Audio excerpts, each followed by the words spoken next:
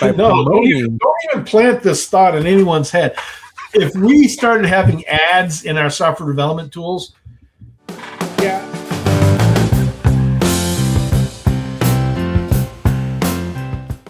Hey everybody, welcome back to another episode. Today we're going to be talking about the future of SaaS in an era of AI. How do we go from a per user seating to a consumption-based pricing? So make sure you hit the subscribe button, drop a like, and Sean, beautiful hat again. Oh, thank you. So yeah, I'm wearing this for a little bit of a backstory because we have a colleague that thinks Linux is terrible. And we had to explain to him that Linux is actually the backbone of all modern operating systems, and he argued against that.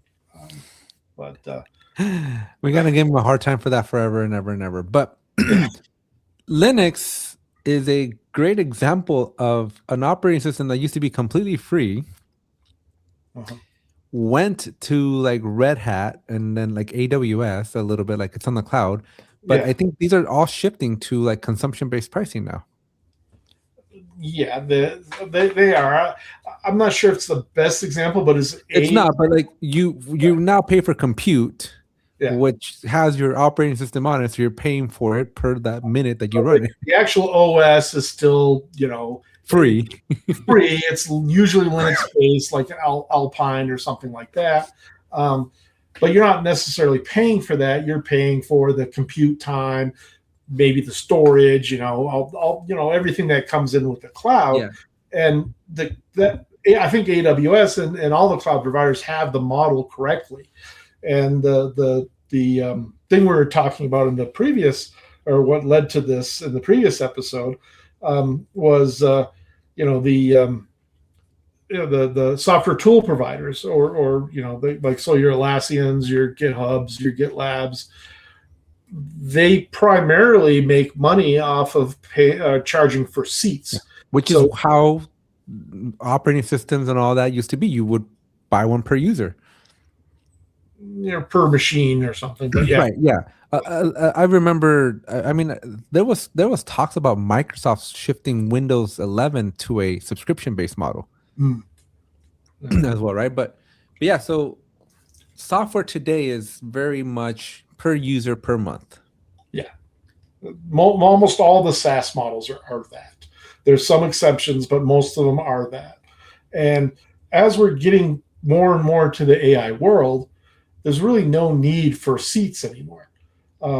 I can set my organization to, use one service account across all these tools, and we don't necessarily need I don't need 40 seats of Jira and 40 seats of GitLab and and whatever other tool. I can just create a service account and tell everyone to create an MPC manager. MPP. Yeah. and basically interact with the tools via the AI, and the AI runs everything as a service account. So one account to rule them all. Not like anybody enjoyed being in there anyways. Exactly. You're never interacting with the tool directly. You're interacting with your AI agent. Same thing with your like Salesforces and stuff, right? Like you need AI can go and add the customers, and you can query your report and return the information that you need. In fact, that's one of the latest things I was doing with my vibe coding project is I integrated my Salesforce account with it, and in like less than 30 seconds, it had 25 years worth of data in a new database up on an EC2 server. So at this point now, why do I even need Salesforce anymore? I can just keep vibe coding the functionality into this new server. Now, I'm not really taking that many customers away from Salesforce. So we only have like 5 people that interact with Salesforce. But if I can do this, much other bigger companies can do this. And how do these software vendor companies survive once everyone starts doing this and the user count drops to near zero? Not only that, because companies are doing more with less employees as well. So a company that used to have 10,000 employees, even if they are still paying per user, about the seats. They're dropping from 10,000 down to 2,000. 1,000. Yeah. 2,000, Right. yeah. Right. So we're seeing that huge shift. So yeah. But at the same time, as we're seeing those numbers go down, what we are seeing is the agentified AI increasingly go up, where we now have an army of virtual employees that don't necessarily take up a seat. Yeah, there's no need for. They can all use the same license or the same API key. So the obvious solution, it's not my favorite solution, but the first one that comes to mind is consumption-based model. That you're now, instead of charging per seat, you're charging per transaction, or per compute time. Which I really don't like. Yeah. I would rather go to a perpetual model again, and you just play a flat 10,000 a year.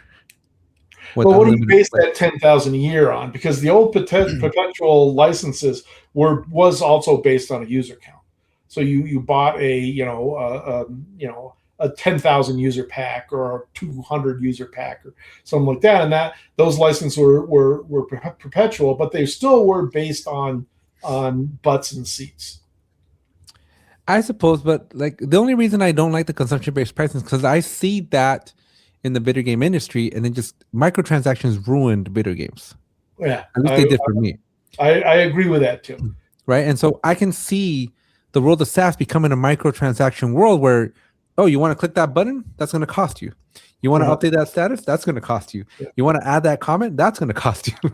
So if they go truly a consumption-based model, and maybe they have tiers, so you can do so many transactions in a particular tier before you run over, and then it becomes a microtransaction. But that's very dangerous too, because we already see it with like Claude. Like I feel like I can get 2 questions out of Claude today. Like if I gotta stop doing that. I feel like if I ask Claude 2 things, I'm done. I'm punished and I'm in timeout for the next 8 hours. I'm like, dude, I like. There's a scene. There's a funny meme where like it's been popping up recently. It's based off of a movie or something where like there's like a genie / zombie that will wish you like 3 or 4 questions or whatever, and you ask her like, "Hey, is this one of my questions?" And it's like, "There goes one." He's like, "But that wasn't really a question, was it?" And it's like, "Well, there goes 2." And so I'm like, Claude, I didn't even get a chance to ask my question, and you already put me in timeout. So I feel like that'll be dangerous too, right? Because companies will probably be generous, right?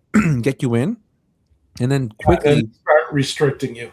So does this spawn another profession where instead of so you have your project owner, your project manager, your scrum master, do you now have a AI master that is going around and telling people you're using too many credits, No, but I think what it might spawn is companies stand up their own infrastructure so that locally they don't have to pay tokens. So something like a poolside will dominate in the future because it runs completely local, or an open llama. I think we go back to the old days before we had AWS, where like companies stand up their own servers and deploy these models, and then only their employees have access to it.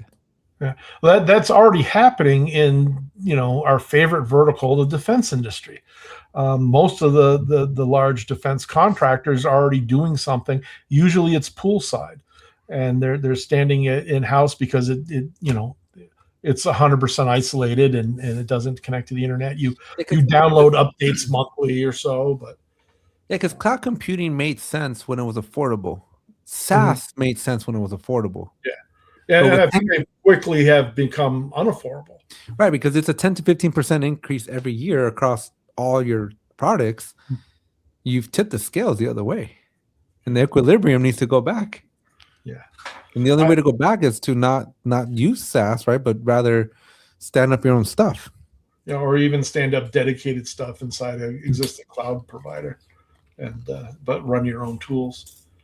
So that's another nail in the coffin. So the first nail in the coffin is, we can't charge per seat anymore because we can't survive as companies on a per seat basis because everyone's cheating the system, and service accounts is what's interfacing with these tools. So our seat count goes to near zero, and these companies are surviving off thousands of seats per company. So that revenue's lost. So now people are bringing the tools in house, and companies like Atlassian, who pretty much got rid of their on-prem tools, they're no longer in the equation for these companies. So that's the second nail in the coffin. If you're a SaaS only offering, you don't have there's no future for you. If more companies are moving towards a data center, and I think the math works out that it's more affordable to run your own data center than work in the cloud now. Well, now it is, but I remember being. Oh yeah, it didn't start that way, but yeah, I remember 11 years ago where it was like cloud compute was like 0.0001 cent per hour. Now, well, not only has the price increased, but people's usage of the cloud has exploded. So I know some very large projects that moved off of cloud computing to go back to data center at a fraction of the functionality that they had in the cloud because it was just too expensive.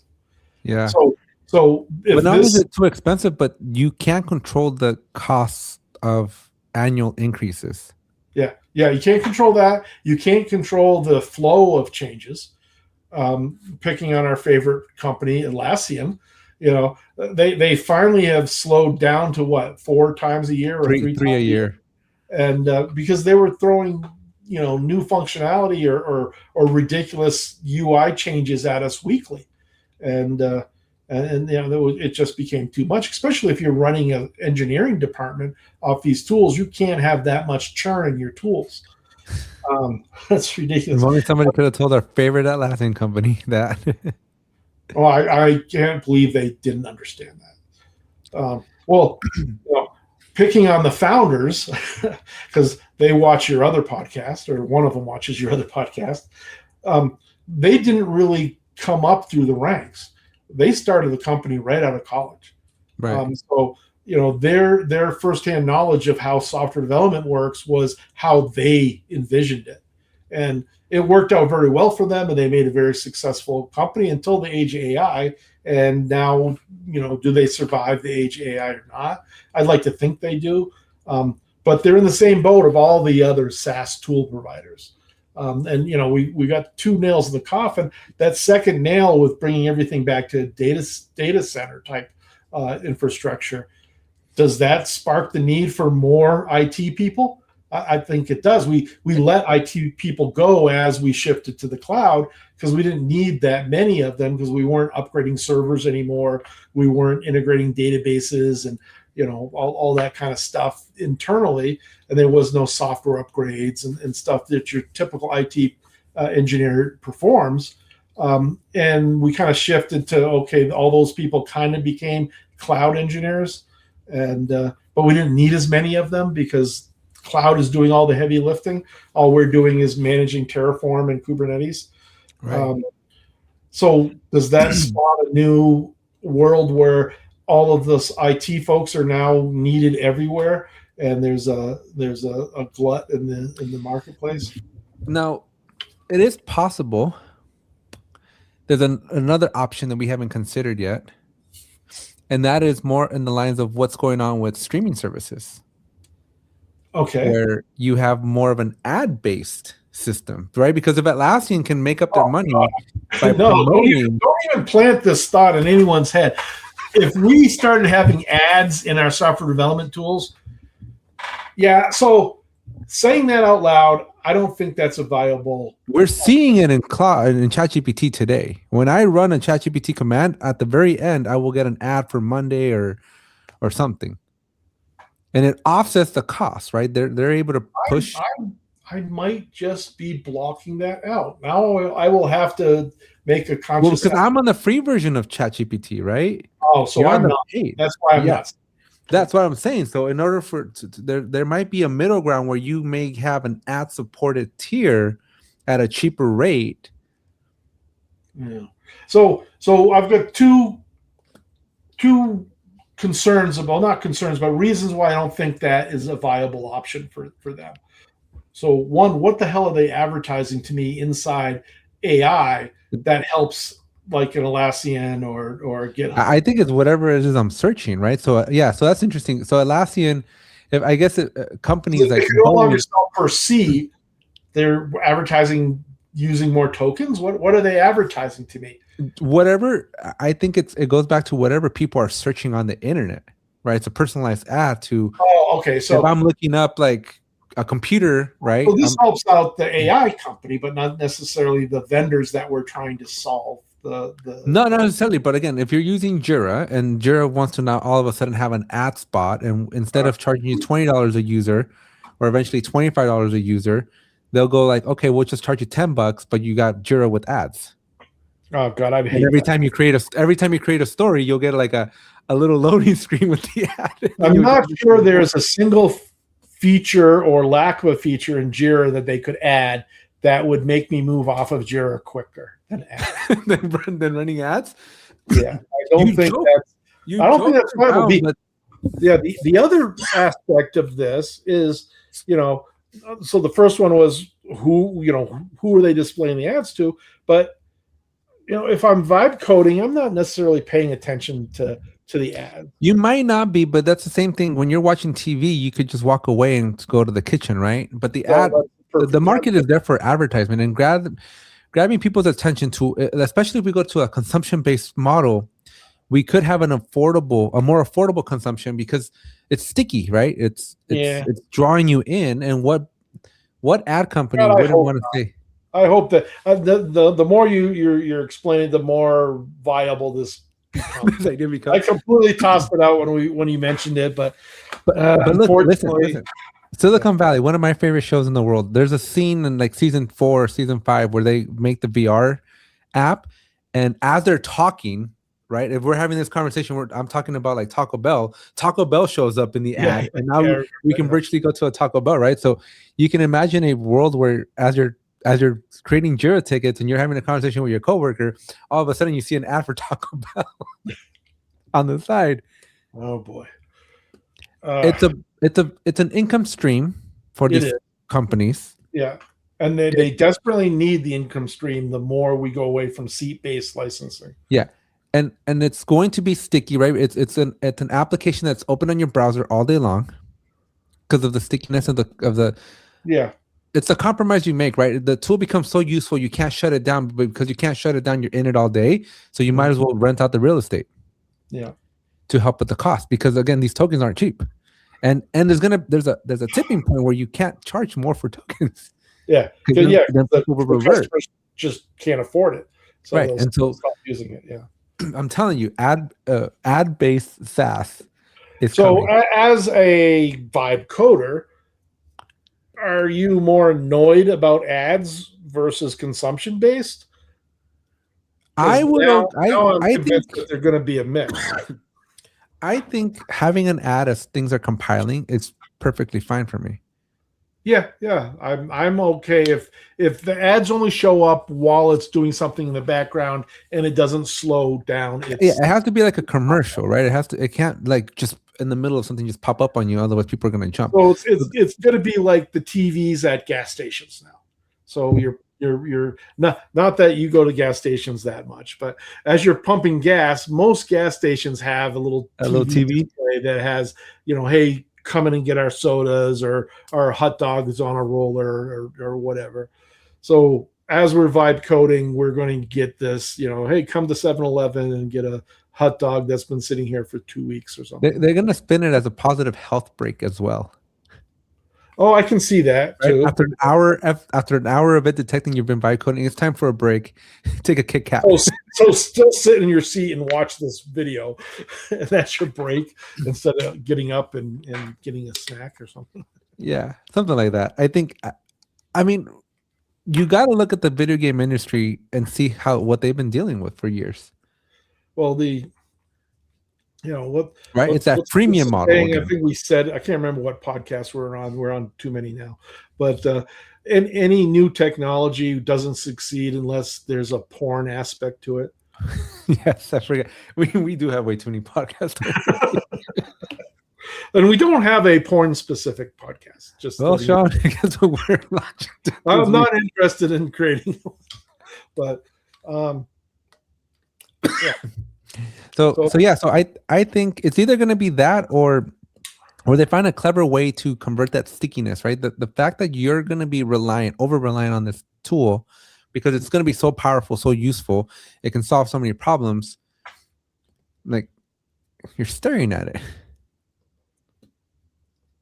Yeah, the more you talk, you're convincing me that we're probably going to see ads in these things. Either that or you conveniently, or not conveniently, but you buy whatever tier gets you the ad-free version. Yeah. Now you'll gladly pay because you'll be so annoyed by the ads that you're like, screw this. That's why people pay for Netflix so well, so easily. I pay for ad-free on all streaming services. Right. And I don't, because I don't value my time as much, right? And so you're gonna have people that are like, I will tell you that I've been trying to watch Silicon Valley for the last like 2 weeks, and the number of GLP-1 ads that I've been getting on that thing, like it is horrible. Interesting. Yeah, but again, it's this thing where companies are gonna gladly pay to not have the ads, but I don't see a lot of other different ways to make it. I don't see how that works in the enterprise arena. So, if I'm like a Qualcomm or an Intel or something like that, and I have thousands of employees developing code, assuming I don't lay them all off, do I really want ads playing on everyone's corporate machine? But they're playing when you go to Google. They're playing when you go to Yahoo. They're playing where you go to little things. But my employees shouldn't be doing that. But I'm not saying that it's going to take up the whole screen real estate. I can see like a tiny little bottom corner of Jira just like every once in a while. We already see pop-ups in Jira, Sean. Are you coming to the team? Are you coming to the team? This new exciting feature that does invade and take over the screen? That's a complaint that we'll have to make at Teams. They've embedded AI and they got Rovo. I've already signed up for Teams. I signed up for Teams months ago. Why am I getting ads about Teams? They should be able to look in their own damn database. It's only a couple thousand people, and weed out the ads for me. I have the same complaint on some of the manual emails that they send out. Stop asking me if I'm coming. I've already signed up. You should know this. It's an interesting final frontier, though, for someone like Atlassian. Like if they were to humor, right? Because Meta ads is a walled garden. Mm-hmm. Because Google can never see what I'm doing inside of Meta's environment, right? The buck stops the moment I go to Facebook.com or Instagram.com. I'm not sure it's a complete garden because I'm using a Chrome browser. I'm pretty sure Google knows what I'm doing inside Facebook. Oh, okay, but then now you're Safari people and Edge people and everybody else, right? But hardly anybody. But yeah. But you're paying that price, and even then, you still don't have direct access to whatever data Facebook. Sure, they don't have necessarily direct access, but they can infer. And that's something that Google has always wanted, right? That's why Google tried to make their own social network back in like 2008 or 9. Yeah, you remember what was it called? Wave? What was that? Google Plus. No. Before Google Plus, there was like a Google Wave or something. Oh yeah. And then it became. I was involved in almost all the early Google stuff, and I've stopped jumping on that because they are very quick to kill anyone that I liked. Yeah, I know, right? But anyways, so